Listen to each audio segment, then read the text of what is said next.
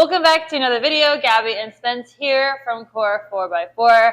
We are on our XJ series. On our first video, if you guys missed it, we did a teardown of the whole front end and put Freol penetrating lubricant on the rear. In our second video, we installed our long arm kit on the XJ. And today's video is going to be just as fun. Yeah, today we're tearing down the rear end. We're going to be doing the rear leaf springs, the shocks, and the brake lines. And we haven't taken anything off back here, but it has been soaking in penetrating fluid for a week and a half. Yeah, like a week now. So should be good. But if you own an XJ and you've done this before, you know those frame shackle bolts can be really difficult, and some of these U-bolts do. So hopefully we don't have to cut anything. Fingers crossed, but if we do, we'll be prepared. Yeah, the Sawzall's here somewhere. We can do everything on the rear end. The rear end will be done today, except for bleeding the brakes. We're going to wait until we're done and on the ground with the front end after the WJ knuckle swap and that high steer kit we're going to show you, which hopefully will be in the next video. Sounds great. Pretty straightforward. Let's just go ahead and get started. Cool. Okay, we're going to get into this teardown. Just like the front on the rear end, we are going to go completely down to the bare axle. We're just going to have the brake lines and the e-brake cable still attached. So we're going to make sure we get jack stands under here. We are going to save the shocks for last, just to have some stability while we're working with the axle up in the air. I'm a little concerned about the upper bolts. Those are always a problem on these things. They're just such a small bolt and they shear off right inside the mount. Other than that, I think it should come apart. It's been soaking for a while. Yeah, let's start taking things off.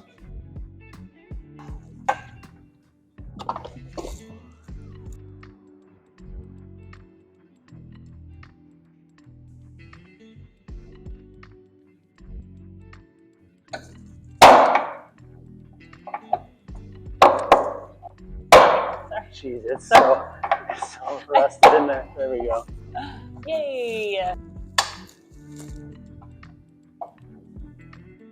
Oh, it's coming right off. That's good.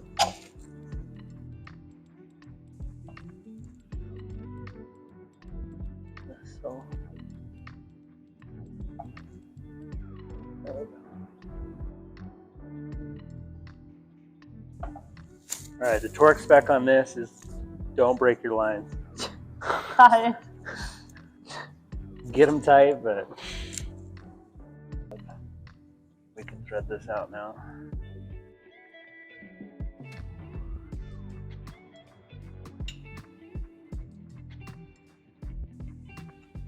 We're not going to tighten this block all the way down until we get our lines attached, because you got two hard lines that you got to attach, and it's in a slightly different position. You might have to bend these lines a little bit. Just be careful as you're doing so not to, break anything or bend right at the fittings. That's a bad idea.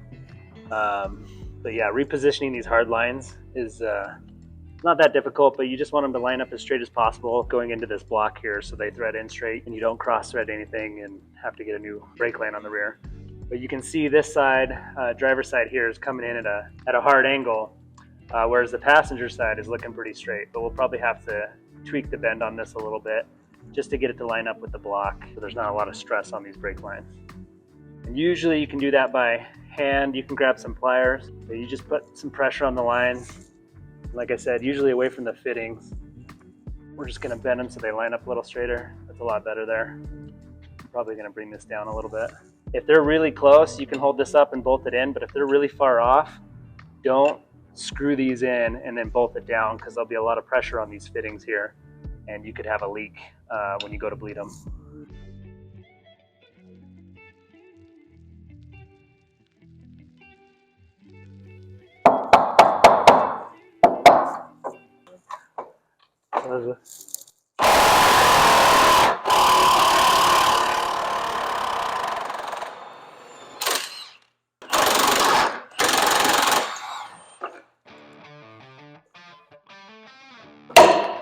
Ooh. There we go.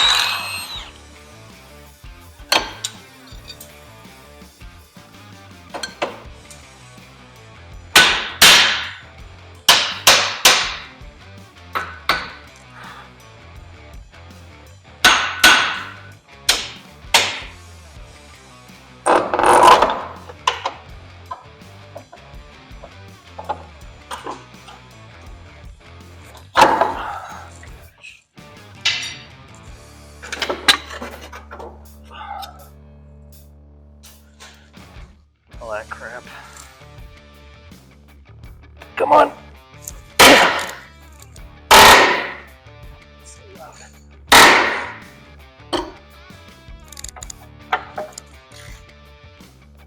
That's a good sign.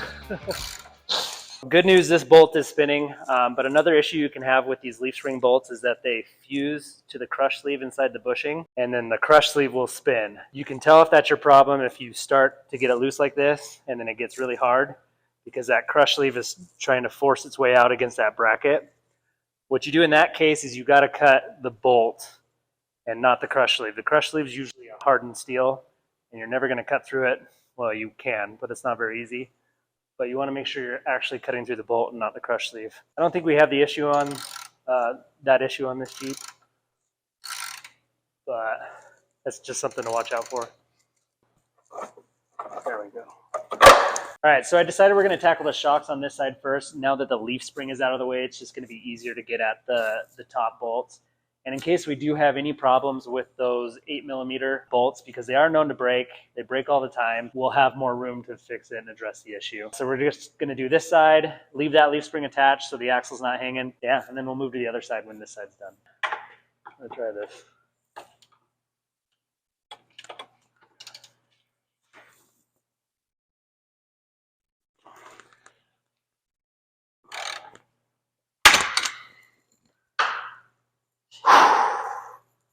Just what we were talking about.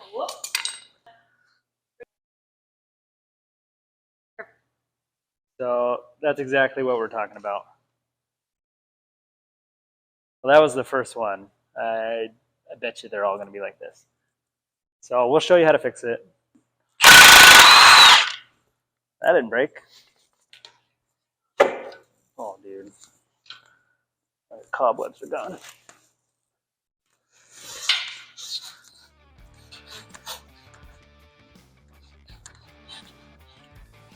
So we ended up breaking both bolts on that shock, and we're probably going to break the other two. So the easiest way to fix it is just to hammer out that welded nut tab on the back.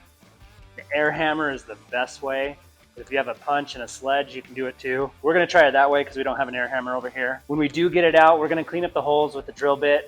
I'd go a little oversized on the drill bit because that welded nut could leave some jagged flanges on the inside of the subframe. And we're going to have to fish new bolts in. You can use a piece of wire. We got some welding wire. We'll show you how to do that. That's probably the hardest part of this fix, is trying to get those bolts up and down into your new holes. But once they're in, you'll have brand new bolts.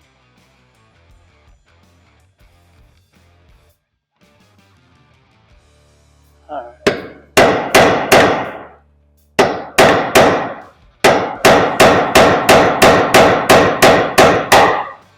It's moving. Holy cow. Oh, Woo! we did it.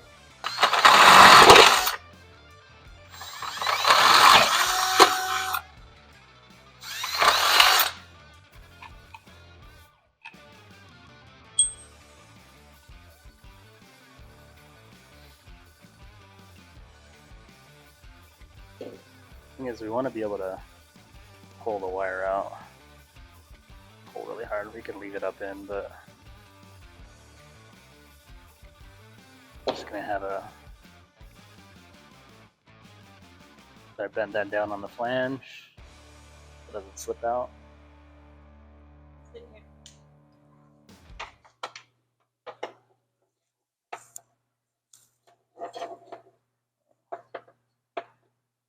I had that one.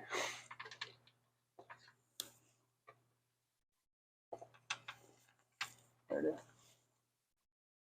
Turn. There we go. Let's see if I can pull this off.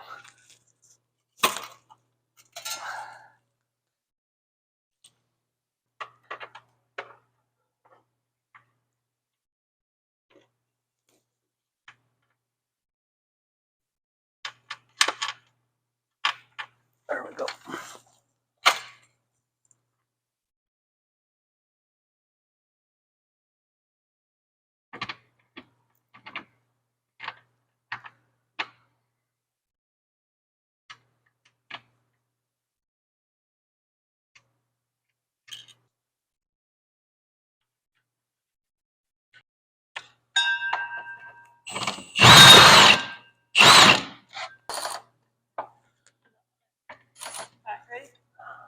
think you just pulled it out again. Yeah, I moved it over. Perfect. So something I wanted to go ahead and explain quickly that might be confusing or not something that is very apparent if anyone else is having the same issue is actually tightening those bolts that come down from the inside of the subframe and putting a nut on. So we put the shock on where the bolts were. We hand tightened the nuts. We were able to get an impact on it and tighten it a little bit more, but to really seat it down and get it tight where it needs to be is from where we fished in the bolt, we were able to fit a wrench on the top of the bolt and then use an impact wrench to really tighten down those nuts. But it's nice if you have a buddy to help you have a wrench coming in from the inside and somebody else ratcheting the nut onto the bolt.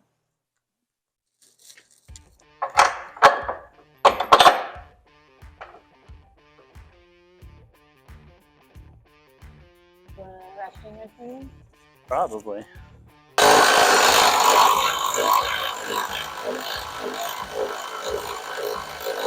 All right, so we got our adjustable shackle mocked up here, and much like the front end, we're not going to do any of our fine tuning or our fine adjustments until we're on the ground under the weight of the Jeep. And these springs are brand new. They're going to settle a little bit, so we're going to drive them a few hundred miles before we do any sort of major adjusting. These shackles on the rear do have a lot of adjustment to really fine tune the lift, and that's why we include them in the kit so you can really get it sitting how you want.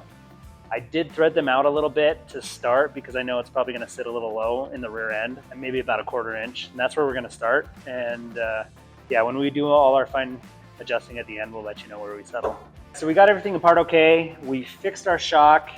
We got our new brake lines on. Really, we're just buttoning things up on this side. So we're going to put our leaf spring in.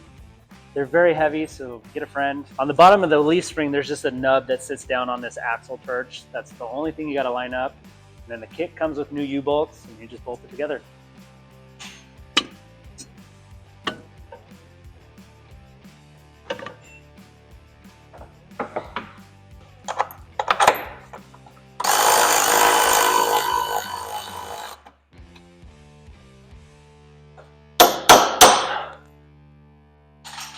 Press the launch.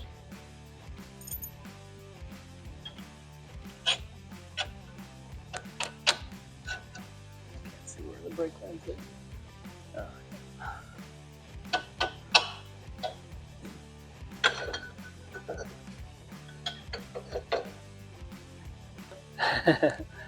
we are.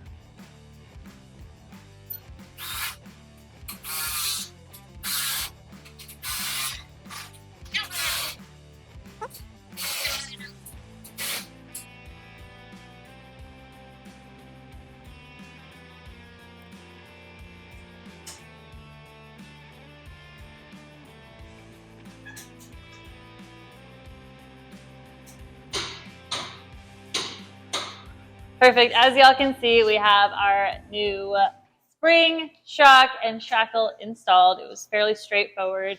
So all of the rubber bushings we cannot torque down until it's down on its own weight because they're rubber bushings. We were able to torque down the shackle mount to the frame and the U-bolts to the spring. The U-bolts are 65 foot-pounds and the shackle mount to the frame is 120 foot-pounds. So we're going to go ahead and do the exact same thing on the passenger side, take off all of those old rusted parts.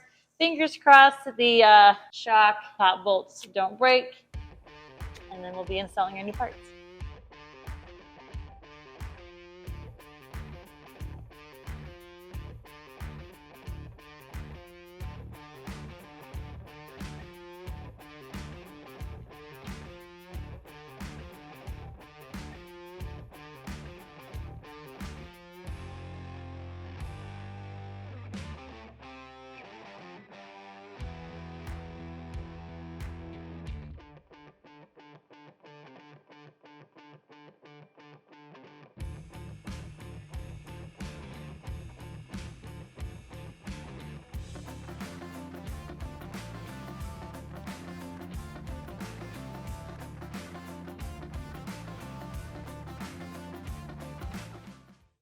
I'm not hopeful. One thing I did.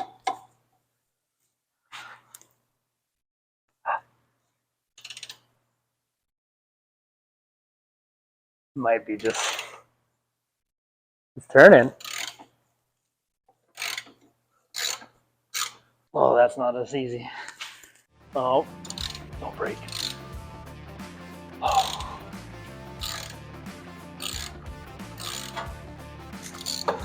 That's amazing they did not break. Yay.